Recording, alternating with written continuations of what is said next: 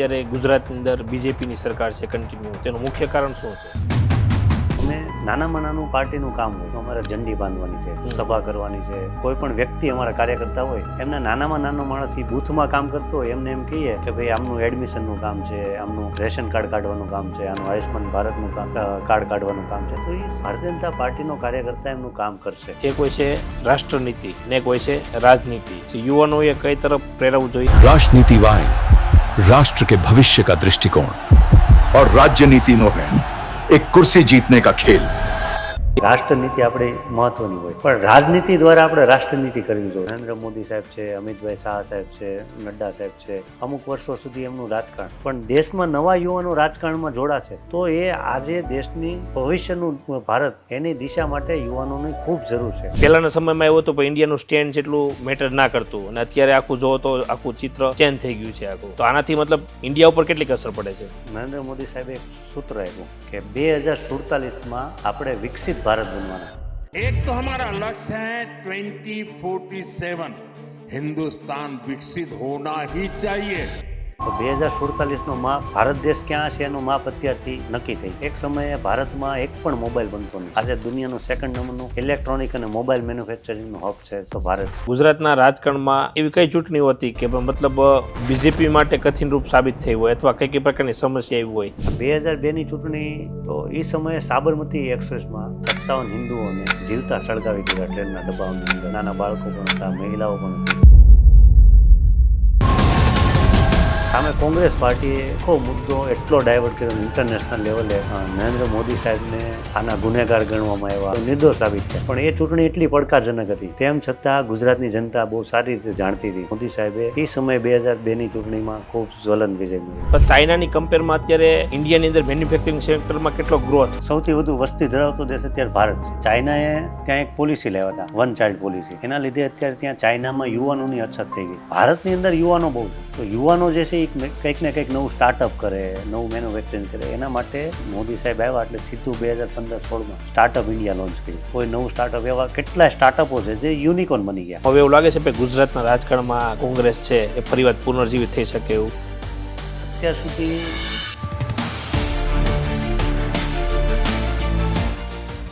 આજના પોડકાસ્ટના આપણા ગેસ્ટ છે મનીષભાઈ કાપડિયા, જેઓ કન્વેનર છે ફોરેન અફેર્સ બીજેપી ગુજરાતના. તો આ પોડકાસ્ટની અંદર આપણે મનીષભાઈ સાથે ઇન્ડિયન પોલિટિક્સ વિશેની વાતચીત કરવાની છે. આ ઉપરાંત યુવાનોએ પોલિટિક્સની અંદર શું કામ જોડાવવું જોઈએ અને આજકાલના યુવાનો પોલિટિક્સથી દૂર કેમ ભાગે છે, એ તમામ પ્રકારનું કન્વર્ઝેશન આ પોડકાસ્ટની અંદર કરવાનું છે. આ ઉપરાંત ઇન્ડિયન પોલિટિક્સનું ફ્યુચર શું છે, અને મનીષભાઈ ઘણા અલગ અલગ સંગઠનો સાથે સંકળાયેલા છે, તો સંગઠનની શું તાકાત હોય છે, સંગઠનની અંદર રહેવાથી શું ફાયદો થતો હોય છે, આ તમામ પ્રકારનું કન્વર્ઝેશન આજના પોડકાસ્ટની અંદર તમને સાંભળવા મળશે. એટલા માટે તમે જો યુવાન છો તો પણ તમારા પોડકાસ્ટને એન્ડ સુધી જરૂરથી જોવો જોઈએ. જો તમે પોલિટિક્સની અંદર ઇન્ટરેસ્ટ ધરાવો છો તો પણ તમારે આ પોડકાસ્ટને ખાસ અચૂકથી જોવો જોઈએ. એટલા માટે એન્ડ સુધી પોડકાસ્ટને જરૂરથી જોજો. મનીષભાઈ, સૌપ્રથમ તો આ પોડકાસ્ટમાં તમારું ખૂબ ખૂબ સ્વાગત છે. સૌપ્રથમ મનીષભાઈ, મને એ જણાવો કે ભાઈ તમારી અત્યાર સુધીની જર્ની છે કેવી રહી છે અને તમારી જર્નીની શરૂઆત ક્યાંથી થઈ હતી? જર્નીની શરૂઆત જોઈએ ને તો મારો જન્મ સૌરાષ્ટ્રમાં થયો. ઓકે. પણ જન્મભૂમિ અને કર્મભૂમિ મારી સુરત રહી. સૂર્યપુત્રી, નદીના કિનારે આ સુરત, જે બધાનો સમાવેશ કરે. ગમે ત્યાંથી આજે સુરતની અંદર ભારતના દરેક રાજ્યના લોકો રહે છે. એમ સુરતમાં આવીને મારું ભણતર ગણતર બધું અહીંયા થયું. મારો બિઝનેસ અને હું જે પણ સામાજિક સંસ્થા, ઔદ્યોગિક સંસ્થા, શૈક્ષણિક સંસ્થા કે રાજકીયમાં જે રીતે જોડાણો, જે રીતે હું ધીરે ધીરે આગળ વધ્યો, એ બધું જ આ કર્મભૂમિ સુરતમાં થયું છે. અને ખૂબ સારી રીતે મને સારા પદ ઉપર બહુ નાની ઉંમરમાં ખૂબ સારું મહત્ત્વ મળ્યું છે. ઓકે. અને એવું કહેવાય ને ભાઈ કોલેજમાં હોય ત્યાંથી ધીમે ધીમે તમે ક્યાં આગળ વધશો અથવા કયા ફિલ્ડમાં જશો ત્યાંથી શરૂઆત થતી હોય. તો તમે કોલેજ દરમિયાન તમારો કેવો હતો, ત્યાંથી તમે કોઈ પાર્ટી સાથે અથવા કોઈ સંગઠન સાથે કે જોડાણ હતા? હું જ્યારે કોલેજમાં ભણતો એટલે આમ હું સાયન્સનો વિદ્યાર્થી પહેલેથી. એ ભણવામાં બી મારે ટકાવારી બધું સારું આવે. મારા પરિવારના બેકગ્રાઉન્ડમાં પણ બહુ બધા ભણેલ ગણેલ છે. એટલે હું જ્યારે ભણતો એટલે કોલેજની અંદર હું પીટી સાયન્સ કોલેજમાં ભણતો. ઓકે. એટલે ઘણીવાર હું જોતો ને તો આમ એવા યુવાનો જે કોલેજની અંદર બહાર કે એમને કોઈ કામ ન હોય અથવા તો એના પપ્પા કોઈ મોટા યસ પોલીસમાં હોય અથવા કોઈ મોટા રાજકારણીઓને આમ ધાક ધમકીને એવું બધું કોઈ છોકરીઓને ચેનચાળા કરતા હોય, એટલે આવું બધું મને નેચર કોઈ ગમતું નહીં. મારું Okay. અંદરથી હૃદય આમ ના પાડતું. એટલે શરૂઆતમાં મેં કોલેજમાં નવા આવ્યો એટલે આમ લાગે તો ત્યાં પણ એક ચૂંટણી પ્રક્રિયા હોય. યસ ત્યાં CR LR અને GS તરીકેની ચૂંટણી થાય. તો એવા સમયની અંદર મારા એક મિત્રની બહેનનો ત્યાં ભણવા જતી હશે અને એમનો હાથ પકડી દીધો એક ટપોરીએ. ઓકે કોલેજમાં હા, કોલેજમાં. હમ. અને એ બેન બિચારી બહુ રડતી હતી.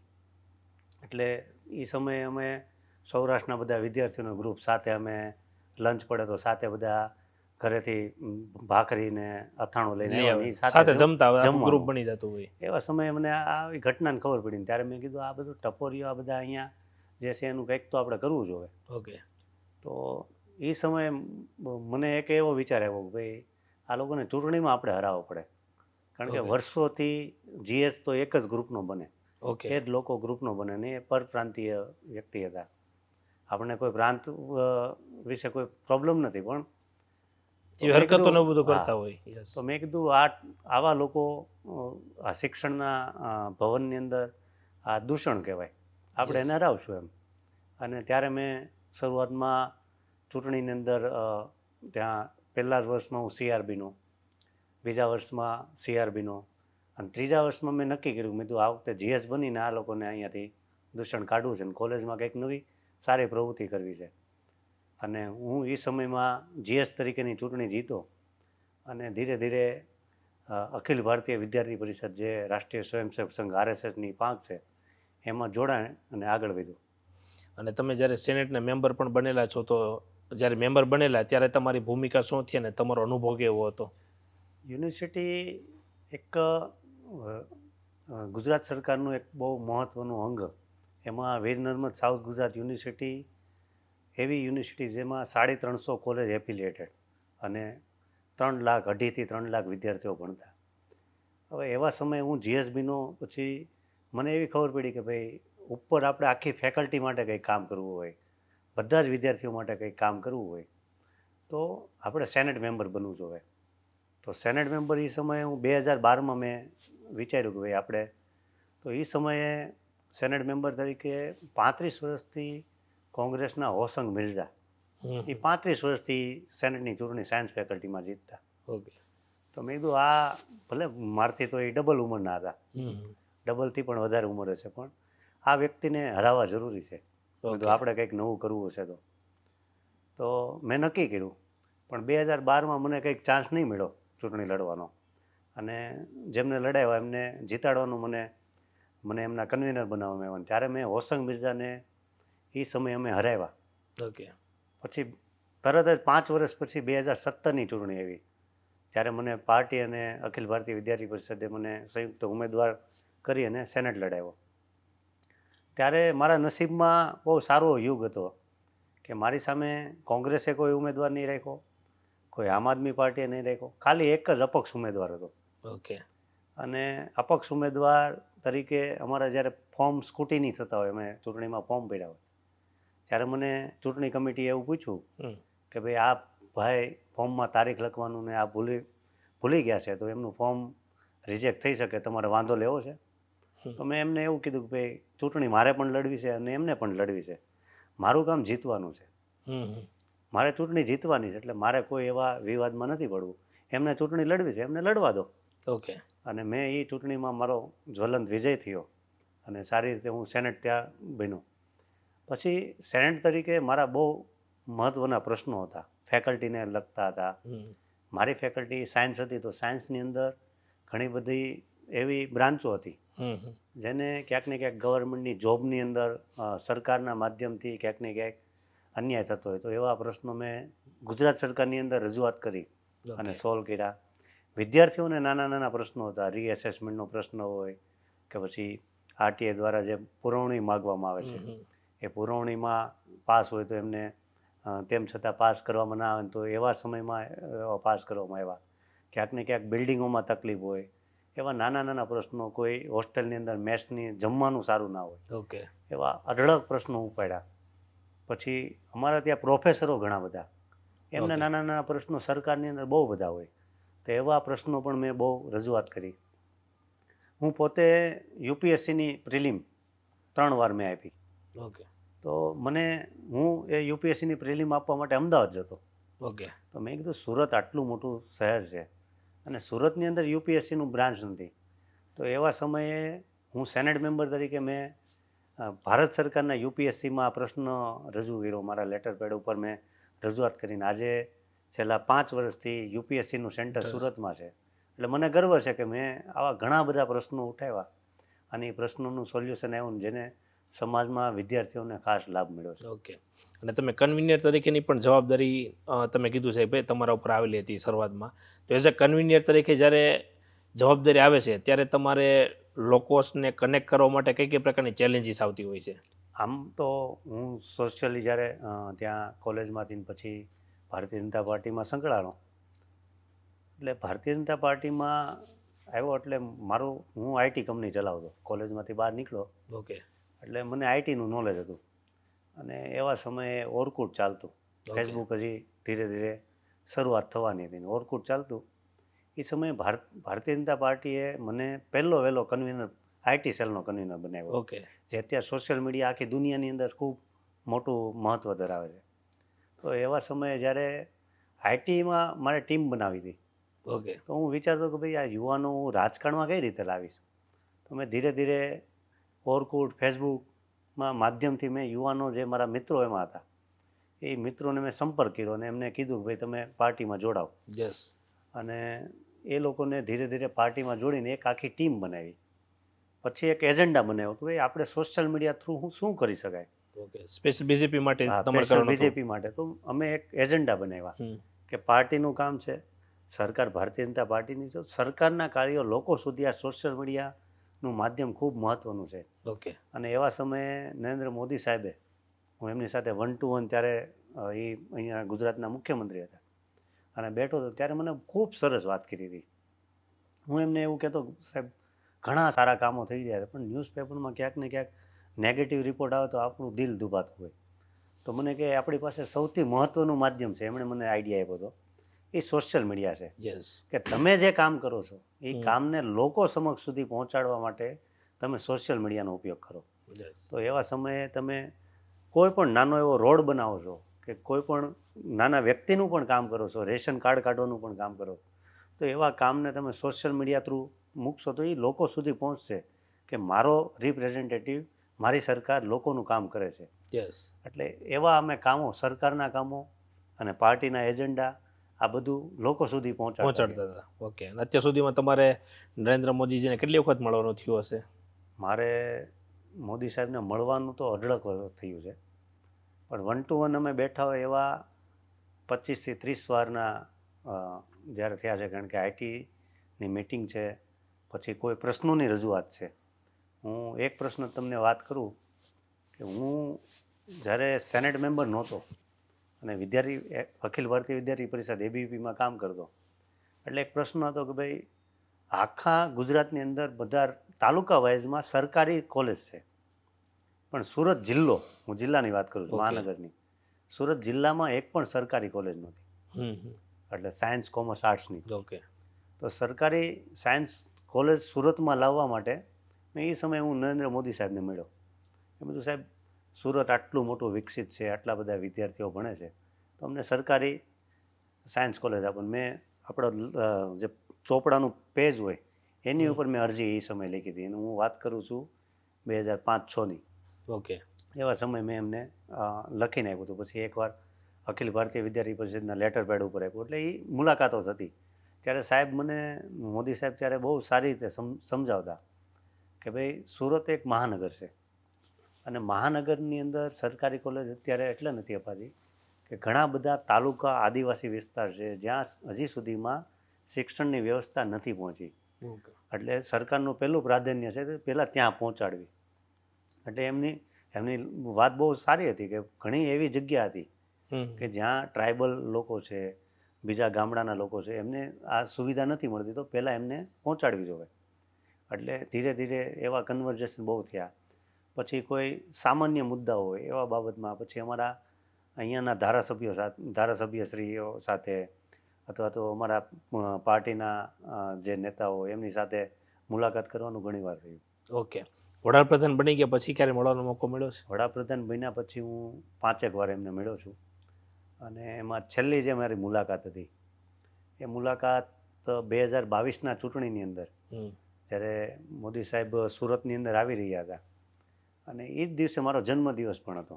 ઓકે. એટલે પાર્ટી તરફથી અમારે બધાને મળવાનું હતું પણ જોગાનું જોગ મારો નંબર 28 તારીખે એટલે મારા જન્મદિવસના બીજા દિવસે ઓકે. એરપોર્ટ ઉપર સાહેબ જ્યારે જાય છે ત્યારે એમને મૂકવા જવા એટલે એ સમય એરપોર્ટ ઉપર મળવાનો સમય હતો.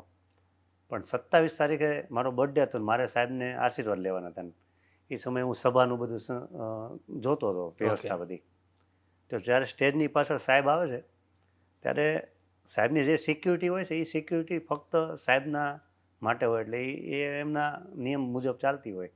મેં એમને વિનંતી કરી પણ તેમ છતાં શક્ય નહોતું બનતું. ત્યારે અમારા સંગઠન અને અમારા એક મિત્ર એમના થકી મેં વાત કરી કે મેં કીધું સાહેબને મળવું છે ને ત્યારે સાહેબના પીએ પણ સાથે હતા તન્મયભાઈ. એમને વાત કરી તો મેં કીધું મારો બર્થડે છે ને મારે સાહેબના આશીર્વાદ લેવા છે. તો હું સાહેબને ખાલી મને કીધું સારું સાહેબ નીચે હમણાં ત્યાં સાઈડમાં ગ્રીન રૂમમાં મળી લેજો. તો હું એમને મળવા ગયો.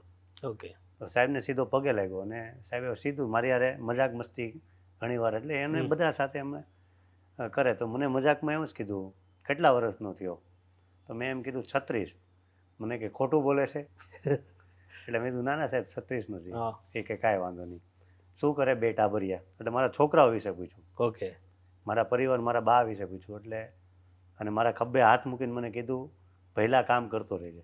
એટલે આટલું બધું સાહેબ મારા પરિવાર વિશે પણ મારા છોકરા વિશે જાણે અને મારા બાની તબિયત વિશે પૂછે. એટલે આ બહુ સારું કે આટલી મોટી વ્યક્તિ એક સામાન્ય ગ્રાસરૂટ લેવલ ઉપર કામ કરતા કાર્યકર્તાને પણ જાણે છે એ આપણા માટે બહુ મહત્વની વાત છે. અને ઘણીવાર આપણે ઘણા ફંક્શનમાં ઇવેન્ટમાં પણ જોઈએ છે કે મોદીજી માટે સ્પેશિયલ કે ભાઈ નાની વાત પણ પર્સનલ યાદ રાખતા હોય છે અને સ્પેશિયલ ફીલ કરાવતા હોય છે. અને અત્યાર સુધીમાં મેં મળવાનું તો મોદીજીને મારે કહે એક વખત મેં નજીકથી જોયેલા છે. જ્યારે હું અમદાવાદ સિટીની અંદર સ્ટડી કરતો કોલેજમાં તો લગભગ મેં 30-40 ફૂટના ડિસ્ટન્સથી જોયેલા અને એનો ઓરા એક અલગ જ હોય. મતલબ એના ખરેખર ફેસ ઉપર એટલું તેજ હોય છે. તો તમે પર્સનલી જ્યારે મળવાનું થતું હોય ત્યારે તમારો એક્સપિરિયન્સ કેવો હોય છે? આમ ઘણા બધા વ્યક્તિને તમે મળતા હશો ઘણા બધા પણ મોદીજીનો એક્સપિરિયન્સ કેવો હોય છે? હું એક્સપિરિયન્સની વાત કરું તો હું 2 ઉદાહરણ તમને આમાં આપીશ. અહીંયા સામે જે આપણું ગેસ સ્ટેશન છે એ ગેસ સ્ટેશનનું ઉદ્ઘાટન હતું. ઓકે. અને એ સમયે મોદી સાહેબ આવવાના હતા અને એ મુખ્યમંત્રી તરીકે અને એ સમયે હું પણ ત્યાં જ હતો. સાહેબ સભા પૂરી થઈ પછી બહાર નીકળતા હતા અને એમની ગાડીમાં બેસવા જતા હતા ત્યારે અમે 4-5 લોકો લાઇનમાં ઊભા હતા. સાહેબ જતા હતા એટલે સાહેબ અમારા એક પૂર્વ ડેપ્યુટી મેયર અને બહુ જૂના નેતા એ શંકરભાઈ ચેવલીને સીધા જ આમ ખભે મોં જોરથી ધબ્બો મારીને કહે છે શું છે શંકરલાલ? એટલે એમની સાથે જે જૂના સંબંધો. યસ. પછી હું એની બાજુમાં જ ઊભો હતો એટલે મને હાથ મળાવીને કીધું ભઈલા મજામાં? એટલે આમ તરત જ એ ઓળખી જાય એમની સાથે સંબંધ કેળવાય. બીજું હું એકવાર જ્યારે આ સરકારી કોલેજના મુદ્દા ઉપર ચર્ચા કરવા ગયો ત્યારે હું એમની સાથે એમની ઓફિસમાં ગાંધીનગર મળતો હતો 5મા માળે બ્લોક નંબર 1માં. તો એ સમયે સાહેબને મેં કીધું સાહેબ તમારા ટેબલ ઉપર કેમ કોઈ કાગળ હોતું નથી? તો સાહેબે મને કીધું ઊભો થા. એટલે મને થોડો ડર લાગ્યો. ઓકે. મને કે અહીંયા આવું. મને નજીક બોલાવ્યો અને એમના ખાના બધા બતાવ્યા. ઓકે. મને કે આમાં કંઈ દેખાય જ? મેં કીધું નહીં. મેં તો ટેબલ ઉપર ખાલી પેન જ છે તમારી. એ કે હું કોઈ પણ કામને પેન્ડિંગ ક્યારેય રાખતો નથી. દરેક વિષય દરેક ફાઇલ ત્યાં ને ત્યાં એમનું કામનું એટલે કોઈ પણ સામાન્ય નાગરિકનું કામ અટકવું ન જોવે એના માટે મારું ટેબલ હંમેશા સાફ હોય છે. એટલે એનાથી મને બહુ સારું વસ્તુ શીખવા મળી કે કેટલું લાંબુ વિચારે છે કે દરેક વ્યક્તિનું નાનામાં નાનું વાત કે એ ફાઇલ એક પણ ફાઇલ એમના ટેબલ પર નહોતી પેન્ડિંગ ના હોય. ત્યારે આમ કોઈ અધિકારી કે કોઈ મિનિસ્ટર આપણે ક્યાંક જઈએ તો ટેબલ ઉપર ક્યાંક ને ક્યાંક ફાઇલોના થપ્પાઓ પીડા હોય તો એ પેન્ડિંગ કોઈ પણ કામ નથી રાખતા. એ બહુ સારું છે. ઓકે. બીજું કે ગુજરાતના રાજકારણ વિશે હું તમને વાત કરું. ઘણા વર્ષોથી અત્યારે ગુજરાતની અંદર બીજેપીની સરકાર છે કન્ટિન્યુ. તેનું મુખ્ય કારણ શું છે? તો ભારતીય જનતા પાર્ટી ગ્રાસરૂટ લેવલની પાર્ટી છે ભારતીય જનતા પાર્ટીના જે સંસ્કારો છે એ રાષ્ટ્રીય સેવક સંઘથી RSSથી પ્રેરિત છે. સંઘનું એક જ કામ છે કે સેવા. એનું રાષ્ટ્રીય સ્વયંસેવક સંઘ એ સેવાના માધ્યમથી છે. એમ ભારતીય જનતા પાર્ટી છે ને, અત્યારે હું છેલ્લા 20 વર્ષથી કામ કરું તો અમે નાનામાં નાનું પાર્ટીનું કામ હોય કે ભાઈ ઝંડી બાંધવી છે, અમે યુવા મોરચામાં હોઈએ તો અમારે ઝંડી બાંધવાની છે. કોઈ પણ સભાનું કામ હોય, સભા કરવાની છે. કોઈ પણ અત્યારે હું વાત કરું કે કોઈ પણ વ્યક્તિ અમારા કાર્યકર્તા હોય, એમને નાનામાં નાનો માણસ એ બૂથમાં કામ કરતો હોય, એમને એમ કહીએ કે ભાઈ આમનું એડમિશનનું કામ છે, આમનું રેશન કાર્ડ કાઢવાનું કામ છે, આનું આયુષ્માન ભારતનું કાર્ડ કાઢવાનું કામ છે, તો એ ભારતીય જનતા પાર્ટીનો કાર્યકર્તા એમનું કામ કરશે. કારણ કે એમને પહેલેથી એવી પ્રેરણા આપવામાં, એનાથી કામ ન થતું હોય તો ઉપર કોર્પોરેટર, ધારાસભ્ય, સંસદ સભ્ય સુધી કામ એમના કામ નીચેથી ગ્રાસરૂટ લેવલથી કરશે. એટલે એક નીચેથી શીખવાડવામાં આવે છે, ટ્રેન થયેલા હોય. કાર્યકર્તાઓમાં એક ભાવના હોય છે કે લોકોનું કામ સારી રીતે થાય, અને ખૂબ આ લેવલથી જે કામ થાય છે એનાથી ભારતીય જનતા પાર્ટી અત્યારે ધીરે ધીરે ગુજરાતની અંદર છેલ્લા 27 વર્ષ તમે જુઓ સતત કન્ટિન્યુ શાસનમાં છે. 1995થી લઈને આજે 2025 એટલે 30 વર્ષ થઈ ગયા. 30 વર્ષથી કામ એટલે છે કે એ 95 પહેલાંનું ગુજરાત તમે જુઓ અને અત્યારનું ગુજરાત જુઓ કે ભારતીય જનતા પાર્ટીના કાર્યકર્તાઓએ જે સંબંધો કેળવા છે લોકોના કામ કરીને, એનાથી જે ભારતીય જનતા પાર્ટીને મત મળે છે અને ભારતીય જનતા પાર્ટીની આજ સુધી સરકાર છે. યસ, એટલે એ હિસાબથી કન્ટિન્યુ, મતલબ ખાસ કરીને ગુજરાતમાં તો એવું જ છે કે ભાઈ જે ઓપોઝિશન પાર્ટી કોઈ પણ આવે છે એનું દૂર દૂર સુધી કોઈ પણ ટક્કર આપવા માટે સક્ષમ જ નથી. ઓકે, અને બીજી વસ્તુ, કોઈ પણ દેશની રાજકારણ હોય એમાં સૌથી ઇમ્પોર્ટન્ટ વસ્તુ વિદેશ નીતિ હોય છે. તો અત્યારની વિદેશ નીતિ વિશે તમારું શું કહેવું છે, અથવા વિદેશ નીતિથી ખાસ કરીને ભારતને શું ફાયદો થતો હોય અને વિદેશ નીતિનું કેટલું મહત્વ હોય છે? વિદેશ નીતિ ખૂબ મહત્ત્વની એટલા માટે છે કે એક સમય હતો જ્યારે દેશ આઝાદ થયો ત્યારે આપણા દેશ ઉપર બહુ મોટા પડકારો હતા. જ્યારે જવાહરલાલ નહેરુ પ્રથમ વડાપ્રધાન બન્યા એ સમયથી 1990 સુધી હું તમને લઈ જાઉં. 90 પછી ઠંડુ વિશ્વયુદ્ધ ચાલતું, સોવિયત સંઘ અને અમેરિકા વચ્ચે. આ ઠંડુ વિશ્વયુદ્ધની અંદર ઘણા બધા દેશોને એકબીજા, આ સોવિયત સંઘ અને અમેરિકા એ પોતાની બાજુ કરવા માટે ખેંચતા કે ભાઈ હું આમની સાથે રહીશ, હું આમની સાથે રહીશ. એ સમયે ભારત બફર સ્ટેટ તરીકે રહ્યું કે ભાઈ અમે કોઈની સાથે નહીં, અમે બંને સાથે અમારા સંબંધો સારા. એમ અત્યારે બી હું તમને પરિસ્થિતિ કહું તો અત્યારે ઇઝરાયલ અને પેલેસ્ટાઇનનું જે યુદ્ધ ચાલે છે, તો ઇઝરાયલ આપણો પહેલેથી આપણો મિત્ર દેશ છે, આપણે વર્ષોથી આપણને સપોર્ટ કરે છે. તો એવા સમયે ઇઝરાયલને આપણે ખુલ્લેઆમ સપોર્ટ કરે છે ભારત દેશ, અને સામે પેલેસ્ટાઇન ને પણ આપણે મદદ કરીએ છીએ. આજે પેલેસ્ટાઇનની અંદર જે પણ ભૂખમરો, જે પણ યુદ્ધ પછીની પરિસ્થિતિમાં થયું છે, તો અહીંયાથી આપણે મેડિકલ સેવાઓ, અહીંયાથી ઘણા બધા કન્ટેનરો દ્વારા આપણે એમને ભોજનની સામગ્રી બધું આપણે મોકલીએ છીએ. એટલે આપણે બંને દેશ તરફ આપણી વિદેશ નીતિને કારગર કરીએ છીએ. તમે જુઓ તો હમણાં થોડાક દિવસ પહેલાં આપણું જે ભારત અને પાકિસ્તાનનું યુદ્ધ થયું, તો એ સમયે મોટા ભાગના દેશોએ આપણને સપોર્ટ કર્યો. એ શા માટે સપોર્ટ કર્યો? તો ભારતે છેલ્લા 10-11 વર્ષના સમયગાળા દરમિયાન જે આપણી વિદેશ નીતિને પ્રભાવિત કરી છે આખી દુનિયા ઉપર. એક સમયે આપણા વડાપ્રધાન નરેન્દ્ર મોદી સાહેબ ન્યૂઝીલેન્ડ, ઓસ્ટ્રેલિયા અને PNG આ દેશના પ્રવાસે જાય છે, અને PNG દેશના રાષ્ટ્રપતિ એરપોર્ટ ઉપર આપણા વડાપ્રધાનને, મોદી સાહેબને લેવા આવે છે અને એમને પગે લાગે છે. એક રાષ્ટ્રપતિ, એક દેશનો વડો આપણા દેશના વડાને પગે લાગે છે. એટલે આપણી છાતી ગજગજ ખુલે કે આપણો દેશ ક્યાં છે. એ શા માટે પગે લાગ્યો? કારણ કે એ સમયે જ્યારે કોરોના હતો ત્યારે એકબીજા દેશને કોઈ મદદ કરવા તૈયાર નહોતું. એવા સમયે ભારતે આખી દુનિયાની અંદર વેક્સિન મોકલાવી છે, દવાઓ મોકલાવી છે. કારણ કે ભારત વેક્સિનમાં 2 વેક્સિન આપણે બનાવી કોરોનામાં, અને દવાઓમાં તો આપણે પહેલેથી મેન્યુફેક્ચરિંગમાં આપણે હબ છીએ. એટલે એ બહુ સરસ. એટલે આપણી નીતિ હંમેશા વસુધૈવ કુટુંબકમની છે. આપણી સૂત્ર પણ છે વસુધૈવ કુટુંબ. વિશ્વને આપણે એક પરિવાર માનીએ છીએ. તમને હું યાદ કરું કે અત્યારે તુર્કી આપણી સામે હતો. તુર્કી પાકિસ્તાનને સપોર્ટ કર્યો.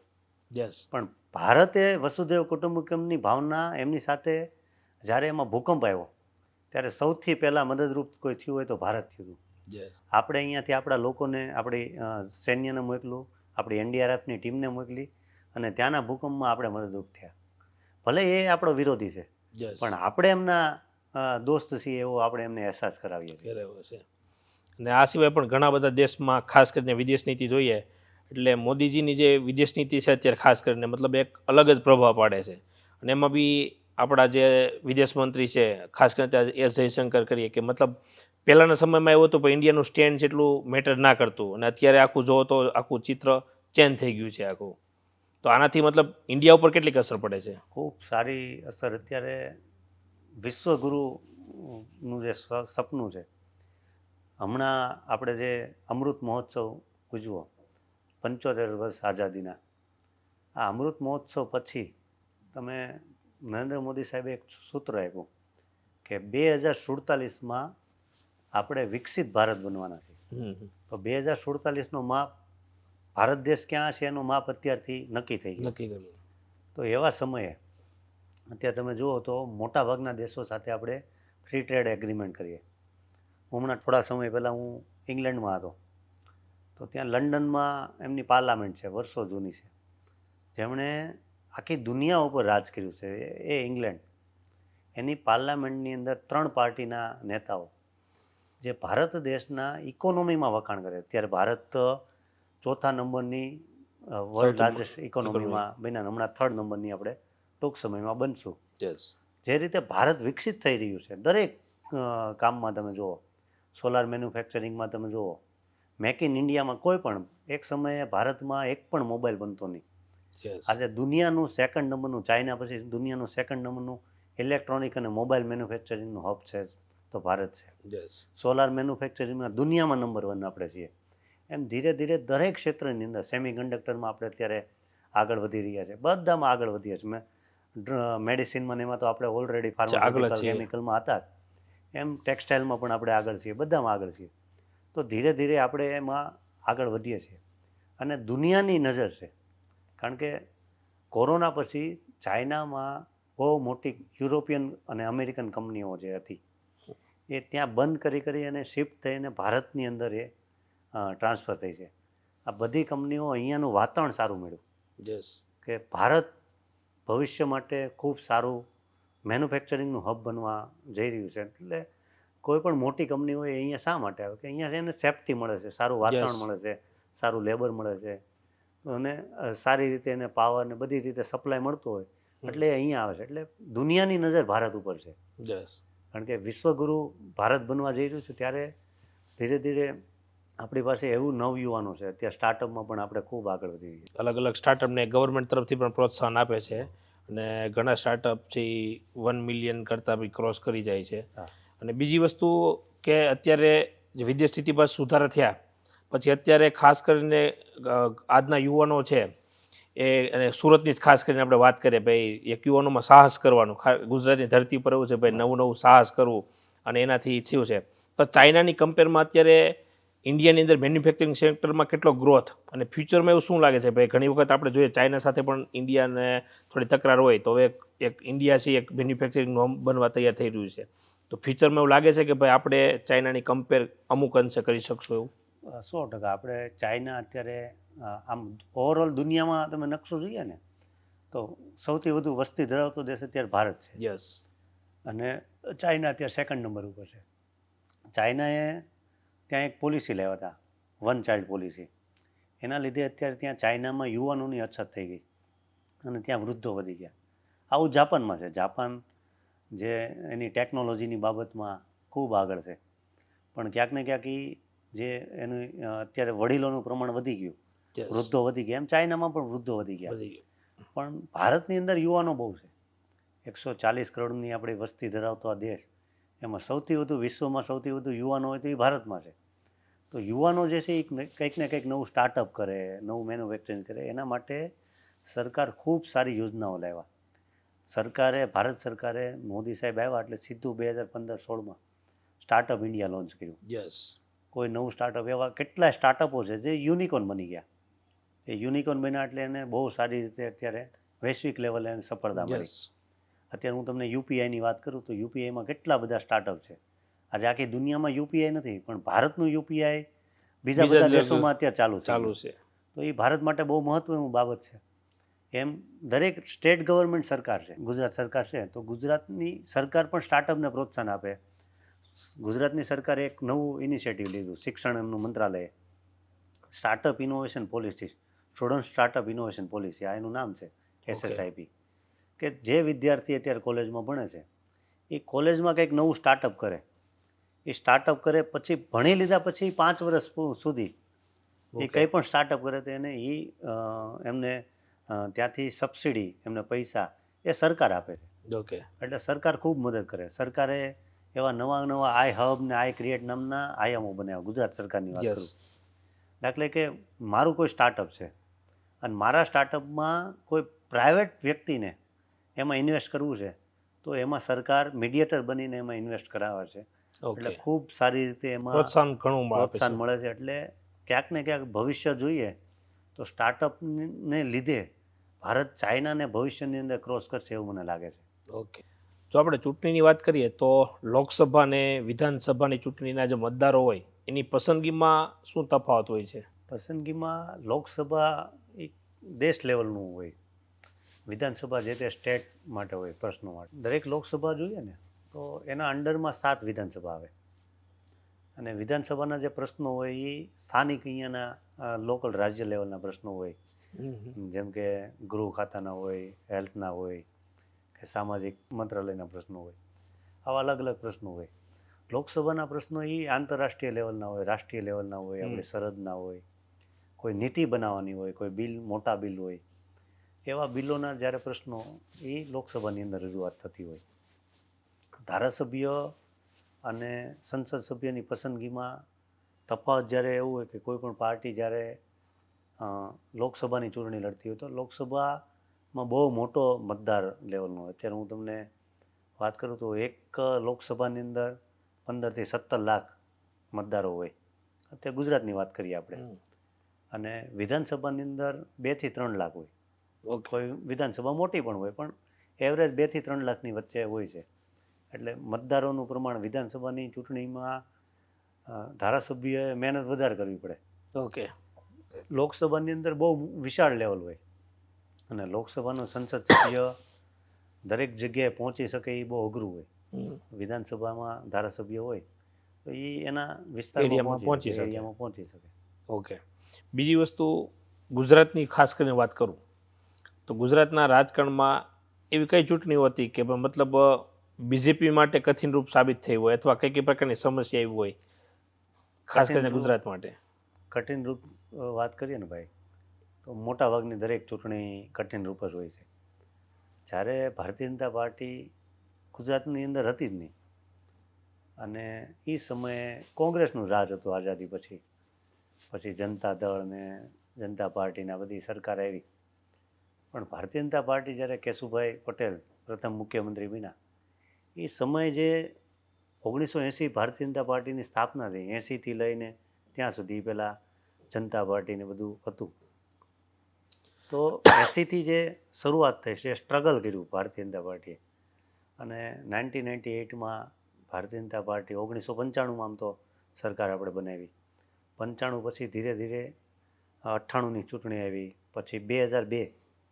આ 2002ની ચૂંટણીનું જે હું વળાંક કહું, જે મને પોતે ખબર છે, તો એ સમયે સાબરમતી એક્સપ્રેસમાં 57 હિન્દુઓ જે રામસેવકો હતા, અયોધ્યાથી પરત ફરતા હતા, અને ગોધરા ખાતે આ 57 હિન્દુઓને જીવતા સળગાવી દીધા ટ્રેનના ડબ્બાઓની અંદર સાબરમતી એક્સપ્રેસમાં.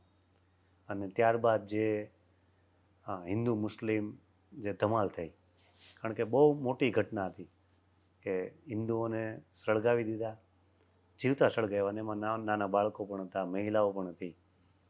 અને ત્યાર પછી સામે કોંગ્રેસ પાર્ટીએ આખો મુદ્દો એટલો ડાયવર્ટ કર્યો, ઇન્ટરનેશનલ લેવલે નરેન્દ્ર મોદી સાહેબને આના ગુનેગાર ગણવામાં આવ્યા અને એ રીતનું આખું જે ષડયંત્ર રચવામાં આવ્યું. ત્યાર પછી એની ઉપર SITની બધું રચના થઈને એ તો નિર્દોષ સાબિત થયા.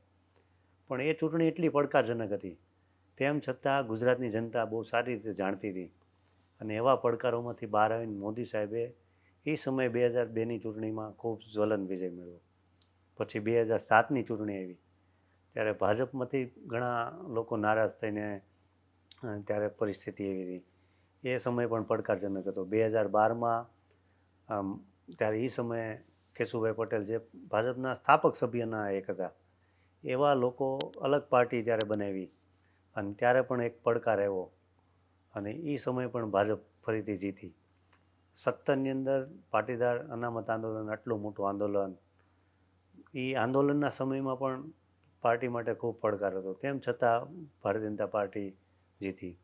હમણાંની વાત કરીએ 2022માં 3 વર્ષ પહેલાં, તો ત્યારે ત્રીજી પાર્ટી તરીકે આમ આદમી પાર્ટી અને દિલ્હીથી બધા નેતાઓને દિલ્હી પંજાબથી ધાડા ઉતર્યા અને જે રીતે પ્રચાર કર્યો અને માહોલ જે બનાવ્યો, તેમ છતાં લોકોએ ભારતીય જનતા પાર્ટીને પસંદ કરી. એટલે અહીંયા પડકાર તો દરેક ચૂંટણી હોય છે, પણ એ પડકારમાંથી બહાર નીકળવાનું ભારતીય જનતા પાર્ટીના ગ્રાસરૂટ લેવલના કાર્યકર્તાઓ ખૂબ સારી રીતે જાણે છે અને એ સાબિત કરીને બતાવ્યું છે એમને. ઓકે. ને બીજું અધર પાર્ટીની કમ્પેરમાં આપણે જોઈએ ને તો બીજેપીના જેટલા બી પોલિટિશિયન, જેટલા પણ નેતાઓ છે એ ડિસિપ્લિનમાં, શિસ્તમાં જોવા મળતા હોય છે. આપણે ઘણી વખત જોતા હોઈએ છીએ. તો બીજેપીમાં શિસ્તનું સ્તર કેટલું ઊંડું છે? ભારતીય જનતા પાર્ટી પહેલેથી શિસ્તને વરેલી પાર્ટી છે. તમે અન્ય પાર્ટીઓ જોશો તો ક્યાંક ને ક્યાંક એમનો ઉકળાટ હોય તો એ બહાર આવતો હોય. ભારતમાં એવી ઘટનાઓ બહુ ઓછી બને, નથી બનતી એવું નથી કહેતો, પણ બહુ નજીવી બને. તમે જોજો કે અન્ય પાર્ટીના નેતાઓ ભારતીય જનતા પાર્ટીમાં સામેલ બહુ થશે. ચૂંટણી આવે ત્યારે થાય, અથવા ચૂંટણી ના હોય ત્યારે પણ થાય. તો ભારતીય જનતા પાર્ટીના નેતાઓ હોય ને એ અન્ય પાર્ટીમાં બહુ ઓછા રહેશે. આજથી નહીં, હું જ્યારથી સ્થાપના થઈ ત્યારથી કહું, પહેલેથી એક આ ટ્રેન્ડ છે. કારણ કે ભારતીય જનતા પાર્ટી સંઘમાંથી, રાષ્ટ્રીય સ્વયંસેવક સંઘમાંથી આવેલી છે. એટલે દરેક કાર્યકર્તામાં ક્યાંક ને ક્યાંક એમની સાથે સંઘ સાથે જોડાયેલી પાંખો જે છે, કિસાન સંઘ હોય કે એબીપી હોય કે કોઈ પણ અલગ અલગ ઉદ્યોગોની પાંખ હોય, બધી પાંખોમાંથી આવતા હોય. એટલે એમાં શિસ્ત પહેલેથી હોય છે અને પાર્ટીનું નેતૃત્વ જે નક્કી કરે એ ડિસિઝન ફાઇનલ હોય. એમાં પછી કોઈ પણ જાતનું પેલું હોતું નથી. પાર્ટીમાં કોઈ પણ પ્રશ્નો હોય તો પાર્ટીની અંદર એની એક સિસ્ટમ છે, એ મિટિંગની અંદર જ રજૂઆત થાય. પાર્ટીની વાત ક્યારેય બહાર ના આવે. તમે જોજો કે પાર્ટીના મુખ્યમંત્રી નવા આવવાના હોય તો કોઈને ખબર ના હોય અને અચાનક જ સરપ્રાઈઝ મળતી હોય. હું આપણા ગુજરાતના મુખ્યમંત્રીની વાત કરું, ભૂપેન્દ્રભાઈ પટેલ, સરદાર ધામનું ઉદ્ઘાટન હતું અને સરદાર ધામનું ઉદ્ઘાટન મોદી સાહેબ એ સમયે વર્ચ્યુઅલી હાજર હતા અને ભૂપેન્દ્રભાઈ એ સમયે 7મા નંબરના ચેર ઉપર, 7મા નંબરની રો ઉપર બેઠા હતા અને વિજયભાઈ રૂપાણી એ પહેલે આગળ હતા, ચીફ ગેસ્ટ એ હતા ત્યાં. અને ત્યાંથી એ કાર્યક્રમ પૂર્ણ કરી અને સીધું રાજીનામું આપે છે. અને બીજા દિવસે ભૂપેન્દ્રભાઈને પોતાને ખબર નથી અને સીધા એ મુખ્યમંત્રી તરીકે ડિક્લેર થાય છે. એટલે સામાન્ય માણસ, પાર્ટીનો સામાન્ય કાર્યકર્તા હોય, સીધો આટલા મોટા પદ સુધી પહોંચી શકે એ ભારતીય જનતા પાર્ટીમાં જ થઈ શકે છે. બાકી બધી પાર્ટીઓમાં તમે જુઓ ને તો પરિવારવાદ છે કે ભાઈ કોઈ પણ પાર્ટી તમે જુઓ, કોંગ્રેસ જુઓ તો એક ગાંધી પરિવાર, પહેલેથી નહેરુથી લઈને રાહુલ ગાંધી, પ્રિયંકા ગાંધી, બધી આખી એક પેઢી ચાલતી આવે છે. એમ સમાજવાદી પાર્ટી જોઈ લો, આરજેડી એટલે લાલુ પ્રસાદ યાદવની પાર્ટી જોઈ લો, એનસીપી, શરદ પવાર, ચાલુ આવતું હોય, એમાં વારસાગત પેઢીગત છે, એમનું પરિવાર છે. પાર્ટી એટલે પરિવાર છે. અહીંયા પરિવાર જેવું કંઈ નથી. અહીંયા કોઈ પણ વ્યક્તિ, સામાન્ય કાર્યકર્તા પાર્ટીનો અધ્યક્ષ બની શકે છે, પાર્ટીનો મુખ્યમંત્રી બની શકે છે. અહીંયા કોઈ પરિવારવાદ જેવું નથી. તટસ્થ છે જે બી છે. Yes, okay. તમે હમણાં વાત કરી સરદાર ધામની, તો અત્યારના સમાજમાં સરદાર ધામ જેવી સંસ્થાઓ છે એ સમાજ માટે કેટલીક ફાયદાકારક છે? સરદાર ધામ આમ તો પટેલ સમાજ ને પાટીદાર સમાજ છે ને વર્ષોથી આપવામાં માને છે. એટલે અલગ અલગ NGO દ્વારા અલગ અલગ સંસ્થાઓ ખૂબ સારું કામ કરે છે. સુરતની અંદર સૌરાષ્ટ્ર પટેલ સમાજ છે તો એમણે કુરિવાજો જે સમાજમાં હતા, સમૂહ લગ્ન દ્વારા, અત્યારે જે હોસ્ટેલ બનાવી રહ્યા છે એજ્યુકેશન દ્વારા સારું કામ કરે છે. એમ સમસ્ત પાટીદાર સમાજ છે તો એમણે એક વિશાળ વાડી બનાવી, એના માધ્યમથી સમસ્ત પાટીદાર આરોગ્ય ટ્રસ્ટ બનાવ્યું અને કિરણ હોસ્પિટલ બનાવી. સુરત ડાયમંડ એસોસિએશન દ્વારા એક હોસ્પિટલ બનાવી, તેજાણી હોસ્પિટલ, ડાયમંડ હોસ્પિટલ જેને આપણે ઓળખીએ છીએ. એમ Yes. સરદારધામ પણ એવી એક સંસ્થા છે. એટલે અલગ અલગ વર્ગમાં આખા ગુજરાતમાં પાટીદાર સમાજ કામ કરે. એમ સરદારધામ એજ્યુકેશન અને ઔદ્યોગિક લેવલે ખૂબ સારું કામ કરે છે.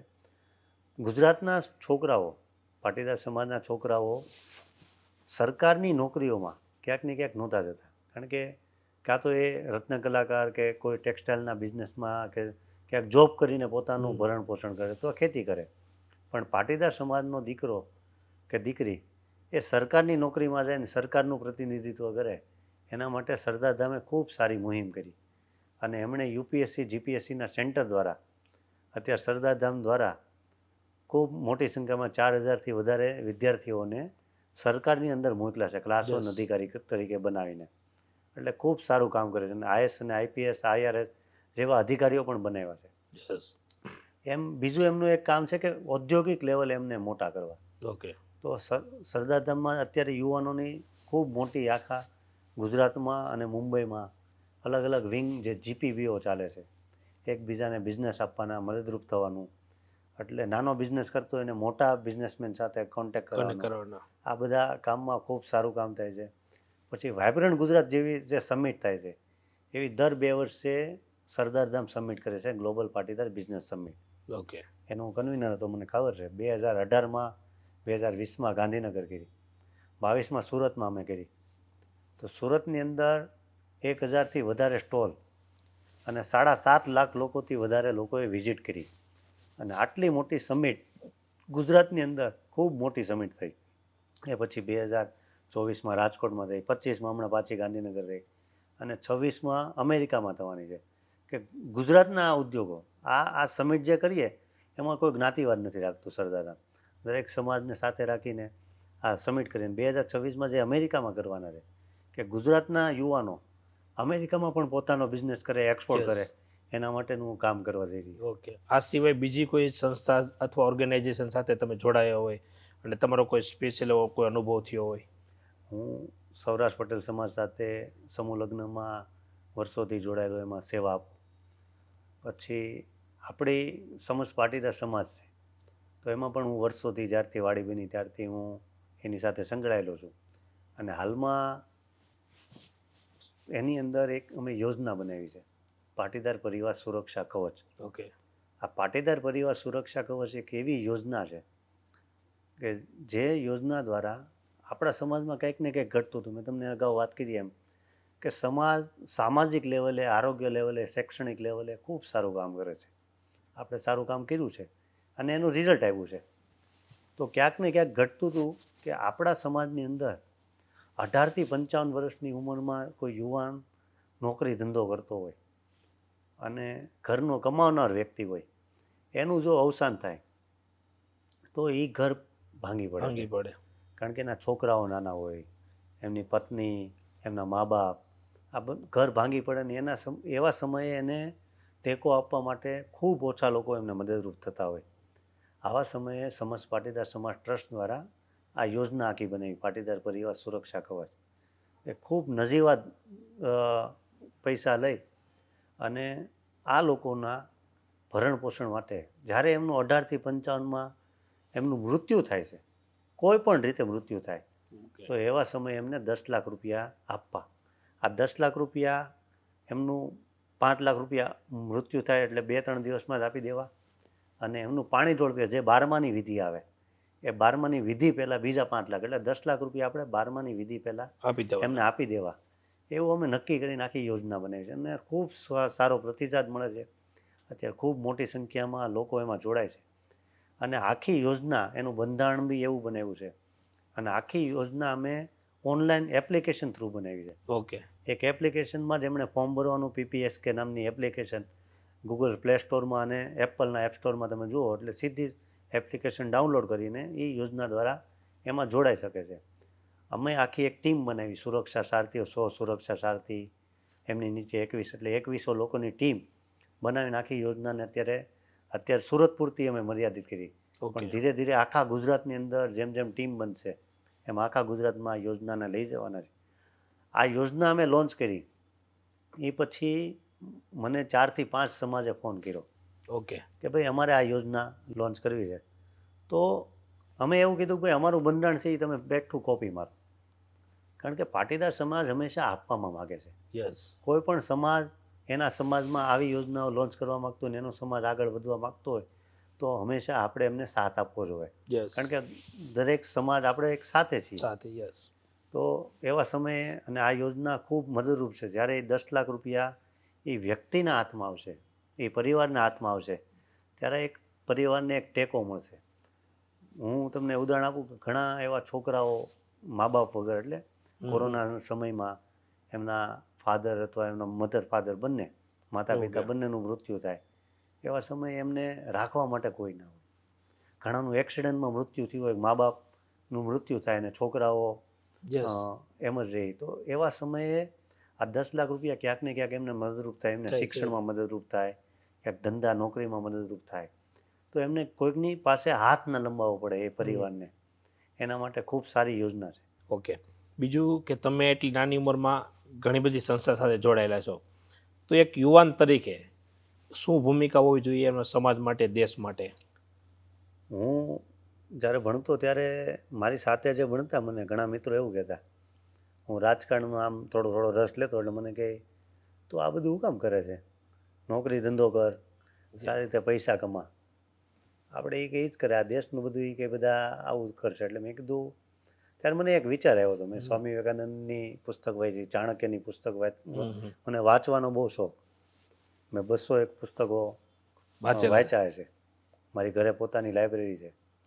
તો મને એક વિચાર એવો મળ્યો કે ભાઈ હું રાજકારણમાં ગયો ત્યારે મને એવું કહેતા કે ભાઈ રાજકારણને બધા એમ કહે છે ગટર છે, તો ગટરને કોઈકને તો સાફ કરવી પડશે ને. યસ. આપણે જેવું કહીએ ઘણી વાર, ઘણાના મુખ્યત્વે એવું આવે, રાજકારણીઓ આવા છે, રાજકારણમાં આવા લોકો છે, તેવા લોકો, પણ એને સુધારશે કોણ? કોઈકે તો આવવું પડશે ને. ખાલી નેગેટિવ વાતો કરે પણ એક્શન લેવામાં કોઈ બિલીવ નથી કરતું. એટલે કોઈકને કોઈકે વ્યક્તિએ બહાર આવવું પડશે. આપણે આપણા દેશને સુધારવો હોય તો આપણે સારા વ્યક્તિ તરીકે બહાર આવવું પડે. એમ આપણા દેશમાં ક્યાંક ને ક્યાંક ખામી હોય, મારામાં પણ કંઈક ખામી હોય, પણ હવે સુધારવા માટે આપણે એને બહાર આવવું જ પડે. હું તમને વાત કરું કે આપણે નરેન્દ્ર મોદી સાહેબ છેલ્લા ઘણા વર્ષોથી અહીંયા મુખ્યમંત્રી હતા, 11 વર્ષથી પ્રધાનમંત્રી તરીકે છે. આજ દિન સુધી એના પર એક પણ દાગ નથી લાગ્યો, કારણ કે પોતે નકશી પ્રમાણિક વ્યક્તિ છે. કોઈ પણ એની ઉપર આરોપ નથી લગાડી શકતો કે એણે ભ્રષ્ટાચાર કર્યો છે. કારણ આવું વ્યક્તિત્વ આપણે બનાવવું જોઈએ. હું એમને મારા પ્રેરણા પુરુષ માનું છું કે આપણે કંઈક દેશને આપીએ. એમ સમાજની અંદર જોઈએ તો સમાજમાં આપણા અત્યારે વડીલો જે છે, હું વાત કરું તો પદ્મશ્રી મથુરભાઈ સવાણી છે, ગગજીભાઈ સુતરિયા છે, કાનજીભાઈ છે, હરિભાઈ, એવા ઘણા બધા લોકો અલગ અલગ જિલ્લાઓમાં બધા સમાજનું અલગ અલગ કામ કરે છે. દરેક સમાજમાં કામ કરતા હોય, પણ સમાજની અંદર આવો સમય આપવો પોતાનો, એ પણ પોતાનો ધંધો સારી રીતે સેટ કરી શકતા હતા, પોતે સારી રીતે લાઈફ, પોતે ઉદ્યોગ ધંધામાં પોતાનો સમય આપી અને સેટ કરી શકતા હતા. એમને કોઈ વાંધો જ નહોતો, પણ એમને એમનો સમય સમાજને આપ્યો. એ સમાજનો સમયને લીધે એ ક્યાંક ને ક્યાંક ધંધામાં થોડાક પાછળ રહી ગયા, પણ સમાજને સારો કર્યો. તો આપણા માટે આપણે આપણો સમય, હું યુવાનોને એક જ સંદેશ આપું છું કે ભલે આપણે રાજકારણમાં નથી આવતા, આપણે સમાજમાં નથી આવતા, પણ આપણો સમય 1 કલાક દેશ માટે તો આપો. દેશમાં શું ચાલી રહ્યું છે, આંતરરાષ્ટ્રીય લેવલે શું ચાલી રહ્યું છે, આપણે કઈ બાજુ જવું જોઈએ, સમાજમાં આપણે શું કરવું જોઈએ, આપણો 24 કલાકમાંથી 1 કલાક, અડધો કલાક આપણો સમય આપણે આપણા દેશ અને આપણા સમાજ માટે આપવો જોઈએ, એવું હું માનું છું. ઓકે. તો અત્યારે એવું લાગે છે કે યુવાઓ છે રાજકારણથી દૂર જઈ રહ્યા હોય એવું લાગે છે અત્યારે યુવાનો જોઈએ તો બંને બાજુ છે, રાજકારણમાં આવી પણ રહ્યા છે, પણ અત્યારે યુવાનોનો ટ્રેન્ડ છે ને સૌથી વધુ ભણી ગણીને વિદેશમાં સેટ થવાનું હમણાં છેલ્લા 4-5 વર્ષથી ખૂબ ચાલી રહ્યો છે કે ભાઈ ભણી ગણીને આપણે વિદેશમાં સેટ થઈએ. પણ હું એવું માનું છું કે વિદેશમાં સેટ થવાથી આપણું યુવાધન, જે આપણી બળ બુદ્ધિ છે, આપણી જેનાથી આપણે પાવરફુલ છીએ દુનિયામાં, આજે આઈટીનું કામ હોય તો એ ભારત પાસે જ છે આપણી પાસે, કારણ કે આપણી પાસે એ બુદ્ધિ છે, યસ તો એ આપણું યુવા બળ એ બહાર જઈ રહ્યું છે અને એ આપણે જે તે દેશને ફાયદો થાય છે.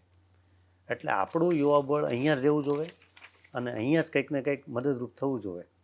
એમ ક્યાંક ને ક્યાંક અહીંયા ખૂબ સારી તક, મેં તમને અગાઉ વાત કરી કે ભારત વિકસિત ભારત બનવા જઈ રહ્યું છે. યસ આખી દુનિયાની નજર ભારત ઉપર છે.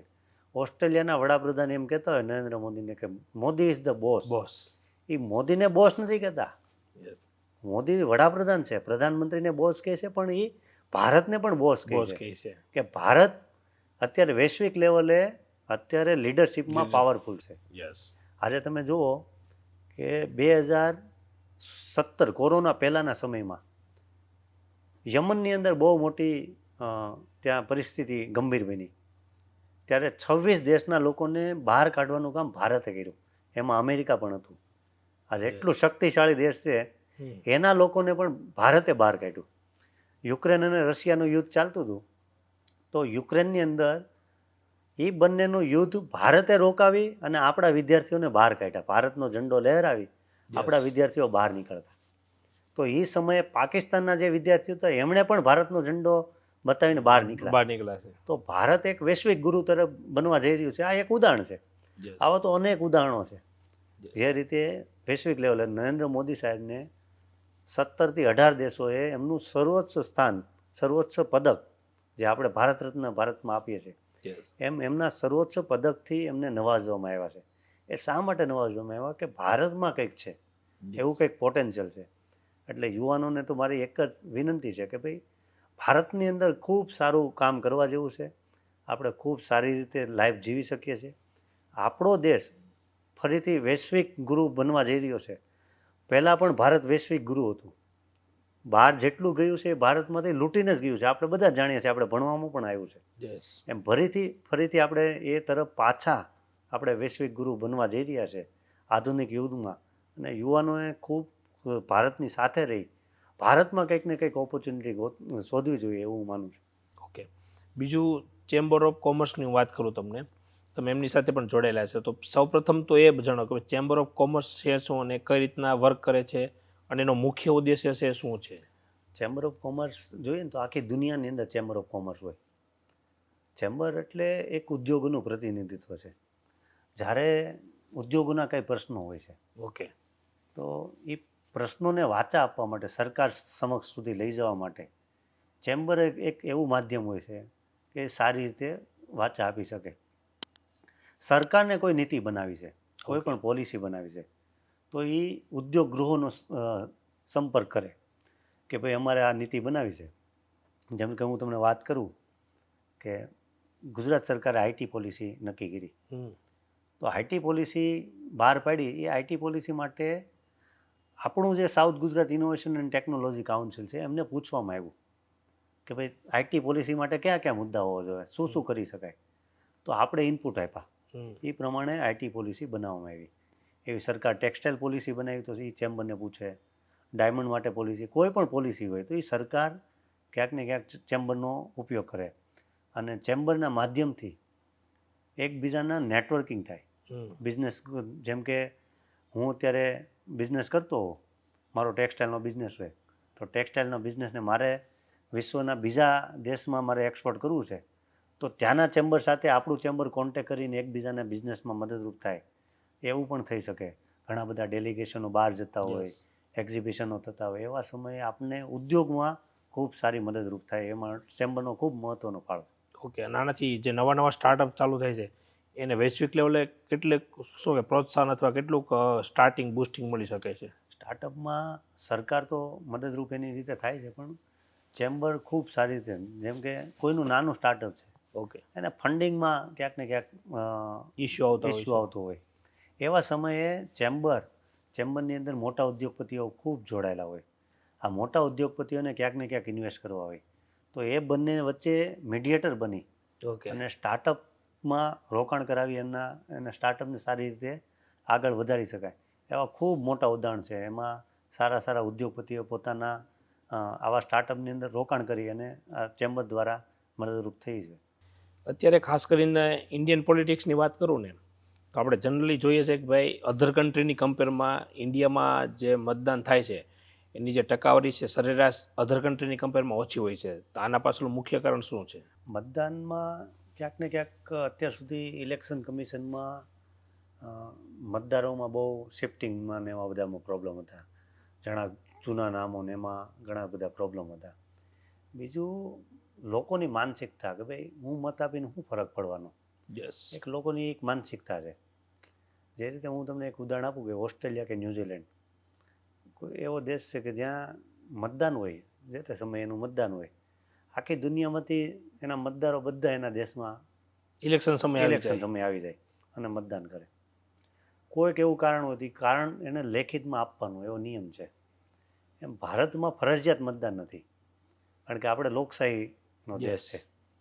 પણ લોકોની મતદારોની આળસ, હું પાર્ટીમાં કામ કરું એટલે અમને ઇલેક્શનના સમયે અમે અમારા મતદાન મથકે બેસતા હોઈએ. Yes.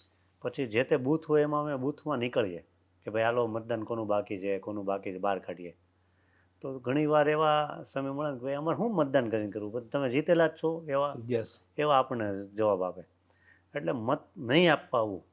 એટલે ઘણીવાર કેવું હોય કે મત આપવા નહીં જવું. બીજું ઘણીવાર રાજકીય પાર્ટીઓ પણ એમના માટે વ્યવસ્થા કરે, કંઈક રિક્ષા મૂકવાની કે કોઈ વાહનમાં એમને મતદાન મથક સુધી પહોંચાડવાની, એ પણ સુવિધા કરે. તેમ છતાં પણ મતદાન કરવા નથી આવતા. બીજું આપણામાં અવેરનેસ એવી છે કે કોઈ વ્યક્તિ એક જગ્યાએ રહેતું હોય અને શિફ્ટિંગ થઈ જાય પછી એનું મતદાનનું જે ફેરવવાનું હોય સરનામું, એ ક્યાંક ફેરવતો નથી. ક્યાંક ને ક્યાંક જૂનામાં હજી પડેલું હોય અને મતદાર યાદીમાં એ જૂના મતદારો લીધે 15-20% એવા મતદારો નીકળે. એટલે આપણું મતદાન છે ને 60 થી 65% આજુબાજુ રહી છે. 10-15% મતદાન કરવા નથી જતા અને 10-15% આ રીતે શિફ્ટિંગના પ્રોબ્લેમ હોય. એના લીધે અને એક પોતાની અંદરની ભાવના હોવી જોઈએ કે મારો મત જે છે એ આ દેશ માટે છે, આ મારા રાજ્ય માટે છે, મારા શહેર માટે છે. એટલે મારે મતદાન કરવું જરૂરી છે. ભલે જે પણ પાર્ટી જીતે, આપણો અધિકાર છે. તો મતદાન કરવું આવશ્યક છે. પછી કોઈ મતદાર નથી કરતું અને આપણા કામો નથી થતા, તો આપણે જે ચૂંટાયેલો વ્યક્તિ છે એની પાસે આપણે પ્રશ્ન કરવાનો પણ પાવર નથી હોતો, અધિકાર નથી હોતો. કારણ કે આપણે મતદાન જ નથી કર્યું. તો આપણે શા માટે એમને પ્રશ્ન કરીએ? જો આપણે મતદાન કરીએ તો આપણે આપણા ચૂંટાયેલા વ્યક્તિને આપણે પ્રશ્ન કરી શકવો જોઈએ કે ભાઈ મેં તને મત આપ્યો છે, મેં મત આપ્યો છે, મારો મત છે એટલે તમારે આ કામ કરવાનું છે, કેમ નથી થયું એ આપણો અધિકાર છે, આપણો હક છે. તો ક્યાંક ને ક્યાંક લોકોમાં આ ઘટે છે કે આપણે મતદાન ખાસ કરવું જોઈએ અને આપણી પોતાની ફરજ છે, માનવીય ફરજ છે અને રાષ્ટ્રભાવના હોવી જરૂરી છે. ઓકે, અત્યારનું જે ઇન્ડિયન પોલિટિક્સ છે એ રાજકારણ ઇન્ડિયાનું એ કઈ તરફ આગળ વધી રહ્યું છે? ફ્યુચર ક્યાં કઈ રીતે હશે? અત્યારે ભારતનું રાજકારણ તમે જુઓ તો વૈશ્વિક લેવલે ભારતનું રાજકારણ અલગ છે. ભારતમાં દરેક રાજ્યના રાજકારણ અલગ છે. હું તમને ગુજરાતની અત્યારે વાત કરું તો ગુજરાતની અંદર તમને કોઈ પણ પાર્ટી હોય, કોંગ્રેસ હોય કે આ હોય, કોઈ પણ હોય, તો હોર્ડિંગ્સ ને બેનરો બહુ ઓછા લાગે. એવા સમયે તમે મહારાષ્ટ્રમાં જાઓ કે યુપીમાં જાઓ કે દિલ્હીમાં જાઓ કે બિહારમાં જાઓ, ત્યાં તમે જુઓ તો કોઈ નાનો નેતાનો જન્મદિવસ હોય તો મોટા મોટા હોર્ડિંગ્સો લાગ્યા હોય. મહારાષ્ટ્રમાં મુંબઈમાં જાઓ કે યુપીમાં જાઓ, આવું રાજકારણ ગુજરાતની અંદર નથી. બીજું ગુજરાતનું રાજકારણ સૌથી સારામાં સારું રાજકારણ એટલે છે કે અહીંયા મોટાભાગની રાજકારણમાં જ્યારે ઇલેક્શન ચૂંટણી થતી હોય ત્યારે કોઈ ધમાલ હોતી નથી. જે રીતે વેસ્ટ બેંગાલમાં જાઓ તો ચૂંટણીના સમયમાં અત્યારે તમે જુઓ તો બહુ મોટી ધમાલો થતી હોય. પણ હવેના સમયમાં હું તમને વાત કરું, છેલ્લા 2014 પછી મોદી સાહેબ વડાપ્રધાન બન્યા તો એમણે ભારતનું રાજકારણ શું છે એને સમજવા માટે જ્યારે ચૂંટણી હોય ત્યારે દરેક દેશના એમ્બેસેડરોની જે એમ્બેસી અહીંયા હોય છે ભારતમાં, એના કોન્સ્યુલેટ જનરલ અહીંયા હોય છે, એમને જે તે રાજ્યની અંદર મોકલે છે. અમારું વિદેશ વિભાગનું હું કન્વીનર છું, તો વિદેશ વિભાગને અમને સોંપવામાં આવે કે ભાઈ આ 5 રાજ્યોના આ 5 દેશના એમ્બેસેડરો આવવાના છે. તો એમને જે તે ચૂંટણીની રેલીની અંદર લઈ જવામાં, જે તે પાર્ટીના કાર્યાલયોમાં લઈ જવામાં, જે ઉમેદવાર સાથે મિટિંગ કરાવવામાં, આ બધું એની સાથે સંપર્ક કરાવવાનો. એનાથી શું થાય કે આપણું લોકશાહીમાં આપણો દેશમાં ઇલેક્શન કઈ રીતે થાય છે એની પદ્ધતિ જાણે કે બહુ સારી રીતે આપણે આગળ વધી રહ્યા છે. એટલે વૈશ્વિક લેવલે એક સંદેશો આપણે આપીએ છીએ યસ કે ભારત આગળ વધે છે, ચૂંટણી પણ સારી રીતે થઈ રહી છે યસ એવો સંદેશો આપી દરેક એમ્બેસેડરોને આપણે બોલાવે છે. એમાં આ વખતે છેલ્લી જે ચૂંટણી હતી 2024માં લોકસભાની, એ સમયે અમે આખા વિશ્વની અલગ અલગ પાર્ટીઓ, અમેરિકાની જે 2-3 પાર્ટી હોય એ પાર્ટી હોય, મલેશિયાની 2-3 પાર્ટી, એ બધી પાર્ટીઓના લીડરોને લેટર લખ્યો ઓકે કે તમે આવો અમારી ચૂંટણી જોવો. સ્પેશિયલ ચૂંટણી જોવા પહેલે માટે સ્પેશિયલ ચૂંટણી જોવા માટે આખા દેશની અંદર અલગ અલગ બધા નેતાઓને અમે વેચી દીધા ઓકે અને એમને ચૂંટણીમાં દરેક રાજ્યની અંદર મને અહીંયા સોંપવામાં આવ્યા તો એ નેતાઓને દરેક જગ્યાએ અમે લઈ ગયા. ઓકે એને ચૂંટણીની સભામાં પણ બેસાડ્યા કે ભાઈ આ રીતે અમે પ્રચાર કરીએ. મતલબ ઇન્ડિયન પોલિટિક્સ કઈ રીતના કામ કરે છે, ચૂંટણી એ બધું બતાવવા માટે. ચૂંટણીની રેલી અમે બતાવી કે રેલીમાં અમે એમને ચલાવ્યા, બધું ઓકે કરાવ્યું. તો એમને ખબર પડે કે અમારું પોલિટિક્સ આ રીતનું છે, ઓકે. એમનું પોલિટિક્સ અલગ હોય એમ. એટલે ભારત એક સંદેશો આપ્યો વૈશ્વિક રાજકારણમાં કે અમે Yes. દુનિયામાં અમે ઉભરતી વૈશ્વિક પટલ ઉપર છીએ. યસ તો એમ ધીરે ધીરે આપણે ખૂબ સમૃદ્ધ તરફ જઈ રહ્યા છીએ. ઓકે. બીજું એક લોકશાહીની વાત કરું. જેટલા પણ આગળના કન્ટ્રી છે, બે કહેવાય ને સૌથી જૂની લોકશાહી અમેરિકા અને સૌથી મોટી લોકશાહી ભારત પાસે છે. તો ભાઈ લોકશાહીના હિસાબે ઘણી વખત અમુક ડિસિઝન હોય, મોટા ડિસિઝન હોય એ નથી લઈ શકાતા. એના હિસાબે પણ ક્યાંક ને ક્યાંક દેશનો વિકાસ હોય એ અટકતો હોય એવું પોસિબલ હોય એવું લાગે છે કે લોકશાહીથી ફાયદો થતો હોય છે. ના, એવું કોઈ જરૂરી નથી. લોકશાહીથી ફાયદો જ થતો હોય છે. જૂની લોકશાહી છે એ વૈશ્વિક સત્તા છે અત્યારે અમેરિકા, પણ ભારત પોતાનું અત્યારે જે સામ્રાજ્ય બતાવે છે, હમણાં જે ભારત પાકિસ્તાન વચ્ચે જે યુદ્ધ થયું એવા સમયે એ આપણે કોઈને પૂછવા નથી ગયા કે અમારે યુદ્ધ કરવું છે કે નહીં. યસ ભારતે સીધું એ લોકોએ જ્યારે પહલગામમાં એટેક કર્યો અને ભારત વડાપ્રધાન આપણી આર્મી બધા સાથે મળીને એક આખો નિર્ણય લીધો કે કઈ રીતે આપણે યુદ્ધ કરવું, ને એના અંદર પાકિસ્તાનની અંદર ઘૂસીને આપણે હુમલો કર્યો અને ખૂબ સારી રીતે એમને બહુ મોટું નુકસાન કર્યું. એટલે આપણા માટે બહુ મહત્ત્વની વાત છે. ને એને ત્યારબાદ ભારતે આપણા દેશના અલગ અલગ પાર્ટીઓના લીડરો, ભલે વિપક્ષમાં હતા, યસ એ લીડરોને અલગ અલગ દેશોમાં મોકલા અને ત્યાંના નાગરિકો સાથે સંવાદ કર્યો કે પાકિસ્તાન આતંકવાદને સપોર્ટ કરે છે, પાકિસ્તાન દરેક દેશમાં આતંકવાદ ફેલાવે છે. ફેલાવે છે. આ સંદેશો આપણા નેતાઓ ત્યાં જઈને એમને બહાર પાડ્યું, દરેક સબૂત સાથે એમને સંદેશો મૂક્યો. એટલે જીઓ પોલિટિક્સમાં ક્યાંક ને ક્યાંક અત્યારે ભારત ખૂબ સારી પરિસ્થિતિમાં છે, કારણ કે ભારતનું માર્ગદર્શન, મેં તમને અગાઉ એક કીધું કે 26 દેશોના લોકોને યમનમાંથી ભારતે છોડાવ્યા. યસ એ ક્યારે છોડાવ્યા હોય કે ભારત કંઈક છે, યસ ત્યારે એમાં અમેરિકાના નાગરિકો પણ હતા. હતા. તો એવા સમયે ભારત ખૂબ મોટી જવાબદારીમાં અત્યારે આગળ વધી રહી છે. બીજું એક હોય છે રાષ્ટ્રનીતિ અને એક હોય છે રાજનીતિ. તો યુવાનોએ કઈ તરફ પ્રેરવું જોઈએ અથવા યુવાનો માટે કઈ વસ્તુ પ્રેરણાદાયક હોય છે? હંમેશા દેશ માટે તો નેશન ફર્સ્ટ આપણે પહેલેથી માનીએ, યસ એટલે રાષ્ટ્રનીતિ આપણી મહત્ત્વની હોય, પણ રાજનીતિ દ્વારા આપણે રાષ્ટ્રનીતિ કરવી જોઈએ. હું માનું છું કે રાજકારણની અંદર સારા યુવાનો આવે અને રાજકારણને સારી દિશામાં આપણે કંઈક નવું કરવું છે. આપણે આપણા દેશને ખૂબ આગળ લઈ જવું છે. આપણા અત્યારે જેટલા તમે જોઈએ, નરેન્દ્ર મોદી સાહેબ છે, અમિતભાઈ શાહ સાહેબ છે, નડ્ડા સાહેબ છે, અહીંયા CR પાટીલ સાહેબ છે કે ભૂપેન્દ્રભાઈ, કોઈ પણ નેતાઓ જોઈએ, એમની એક સમય સીમા છે, અમુક વર્ષો સુધી એમનું રાજકારણ. પણ દેશમાં નવા યુવાનો રાજકારણમાં જોડાશે તો એ આજે દેશની ભવિષ્યનું ભારત આપણું કેવું છે, વિકસિત ભારત કેવું છે, એની દિશા માટે યુવાનોની ખૂબ જરૂર છે. એટલે ભારતના યુવાનોને હું વિનંતી અને આગ્રહ કરું છું કે ભાઈ તમે રાજકારણમાં જોડાઓ અને રાજકારણ દ્વારા રાષ્ટ્રનીતિ, રાષ્ટ્રને પ્રથમ રાખીને આખી દુનિયામાં ભારતનું નામ ઉજ્જવળ બને એના માટે આપણે આગળ આવવું જોઈએ. ઓકે. અને બીજું કે વિશ્વગુરુ માટે એક સંકલ્પ લીધો, ભારત હવે ધીમે ધીમે વિશ્વગુરુ તરફ આગળ વધી રહ્યું છે અને ઘણા બધા દેશો માની પણ રહ્યા છે. તો તમે જ્યારે ફોરેન અફેર્સમાં એઝ અ કન્વીનર તરીકે કામ કરો છો તો કઈ પ્રકારનું જે ભારત અને વિદેશ નીતિ સાથેના વર્ક આવતું હોય છે અથવા તમે કઈ રીતના મેનેજ કરતા હોય છો એઝ અ કન્વીનર તરીકે? અમે હું વિદેશ વિભાગ ભારતીય જનતા પાર્ટીનો જોઉં છું તો એમાં અમારું મૂળ કામ અમારું છે ને અલગ અલગ દેશોમાં ભારતીય જનતા પાર્ટીની ટીમ હોય છે. Okay. Overseas friend Okay. Of BJP, Yes. Foreign અફેર્સની એક ટીમ હોય છે. હવે જ્યારે કોઈ અમારા કોઈ દાખલે કે પ્રધાનમંત્રી અથવા તો આપણા કોઈ મંત્રી વિદેશ પ્રવાસમાં જાય તો એમની સાથે ત્યાંના લોકો સાથે ઓકે. સંવાદ કરવાનો હોય.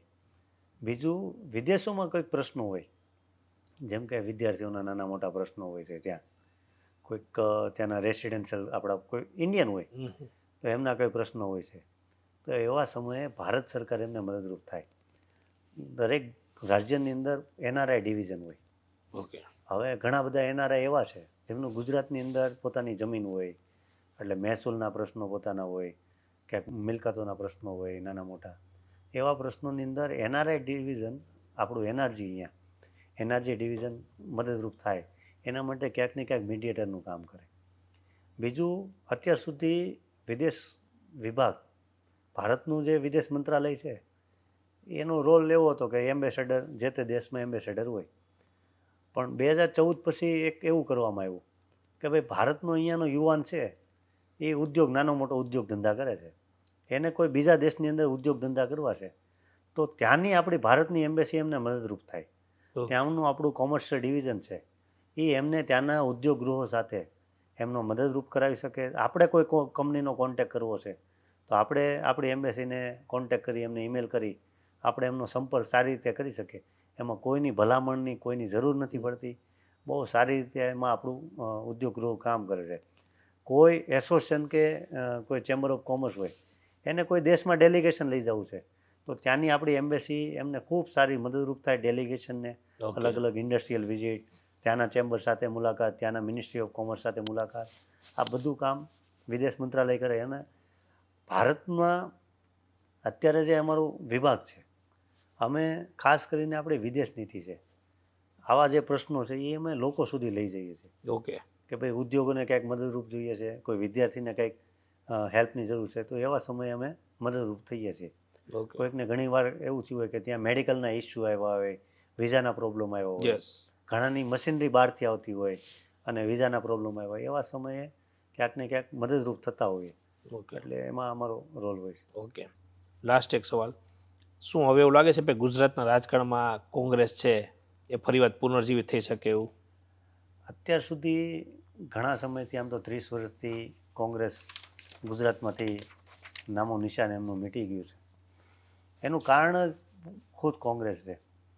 કોંગ્રેસમાં જાતિવાદનું રાજકારણ, એક જ જાતિને પ્રાધાન્ય આપવું, અને કોંગ્રેસના જે સારા લોકો હતા એમને મહત્ત્વ નહીં આપવું, એટલે પરિવારવાદ. કોંગ્રેસમાં હું તમને કહું, પરિવારવાદ છે કે એમાં નક્કી છે કે કોઈ નેતા છે તો એ નેતા પછી એનો છોકરો જ આવવાનો છે, એ નક્કી છે. એટલે નવા યુવાનો, નવા જે લોકો આવે છે એને ક્યાંય સારું પદ અથવા સારી રીતે એમને માન સન્માન એમને મોકો નથી મળતો. એના કારણે એ ક્યાંક ને ક્યાંક એમાંથી વિખૂટું પડી જાય. બીજું, કોંગ્રેસ પાસે એક સ્પષ્ટ નીતિ નથી, વિઝન નથી કે ભાઈ મારે ગુજરાત માટે આ કરવું છે. એ કોઈ દિવા સ્વપ્ન એવા બતાવે કે ગુજરાત માટે અમે આ કરી શકશું, પણ ગુજરાતની તમે હવે હું તમને કહું, લોકસભામાં એમણે એક પ્રશ્ન કર્યો હતો રાહુલ ગાંધીએ, બધે જઈને એમ કીધું અમે મહિલાઓને 1 લાખ રૂપિયા આપશું. હવે તમે એ 1 લાખનો હિસાબ, ભારત દેશની મહિલાઓનો હિસાબ કરો તો તમને ખ્યાલ આવે કે આપણું બજેટથી બહાર નીકળી જાય. તો પૈસા ક્યાંથી આવે? યસ. એટલે તમે ઢંગ ઢળા વગરના જે મુદ્દાઓ લઈને લોકો સુધી આવો. અત્યારની પ્રજા ખૂબ સમજુ છે. અત્યારનો નવો યુવા વર્ગ ભણેલ ગણેલ છે અને સારી રીતે જાણે છે કે આવા ખોટા વાયદાઓથી દેશને બહુ મોટું નુકસાન જાય. આ મફતની જે લહાણી કરવાનું જે છે એનાથી દેશને બહુ મોટું. ઘણા બધા રાજ્યો, તે હું તમને કહું, હિમાચલ પ્રદેશમાં એમની સરકારને એમના અધિકારીઓને પગાર આપવાના પૈસા નથી. કારણ હિમાચલમાં કોંગ્રેસની સરકાર છે, એમણે મફતની લાહણીઓ કરી. હવે મફતની લાહણીઓ કરવાથી આવા પરેશાની થઈ શકે.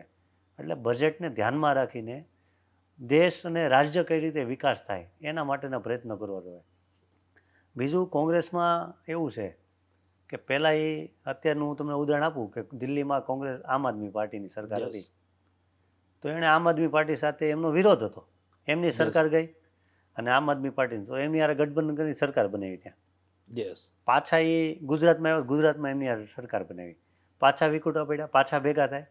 એટલે કોઈ નીતિ નથી કે મારે કયા વ્યક્તિ સાથે ગઠબંધન કરવું, કયા સાથે નહીં કરવું, કઈ પાર્ટી સાથે કરવું, કઈ પાર્ટી સાથે નહીં કરવું. યસ, કોઈ વિચારધારા, કોઈ પણ પાર્ટી હોય એ વિચારધારાથી ચાલે.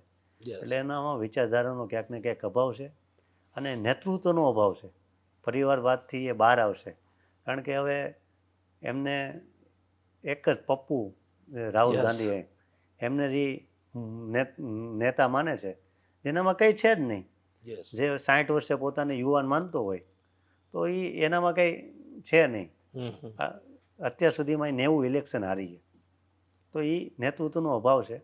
એટલે કોંગ્રેસ ભવિષ્યમાં પણ ગુજરાતમાં કે ભારતમાં આગળ નહીં વધે એવું મને લાગે છે. ઓકે, થેન્ક યુ મનીષભાઈ, તમારો કિંમતી સમય આપવા માટે અને ઘણા બધા ટોપિક વિશે અમારા દર્શકોને માહિતગાર કરવા માટે તમારો ખૂબ ખૂબ આભાર. થેન્ક યુ ભાઈ, તમારો આભાર.